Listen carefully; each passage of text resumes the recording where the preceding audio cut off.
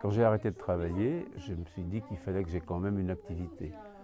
Et j'ai retrouvé Lire et faire lire à ce moment-là. Quand j'ai commencé, c'était très facile parce que j'ai bénéficié d'une personne que je remplaçais. Je suis allé voir comment elle faisait. Je me suis dit, bah, c'est parfait, c'est pas compliqué. Et ça s'est très bien passé. Et ça continue à très bien se passer. Pour être un bon lecteur à voix haute, il faut avoir déjà déchiffré avant de le lire et avoir repéré les endroits où il faut changer de voix, interrompre la lecture, savoir où il y a des points et des virgules, respecter l'écriture. Ce sont que des contes, mais ils aiment bien que ce soit un peu vrai. D'ailleurs, une fois, j'avais lu l'histoire de Mandela. C'était il y a 2 ou 3 ans. Eh bien, c'était une semaine avant son décès, dont on a parlé à la télévision.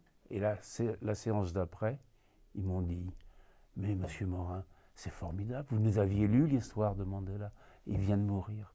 Vous le saviez ?» Non, bien sûr. Quelquefois, quand j'arrive ou quand je pars de chez moi pour venir faire les lectures, je me sens un peu fatigué, hein. Mais quand on en ressort, on est dopé. C'est formidable, c'est un bain de jouvence.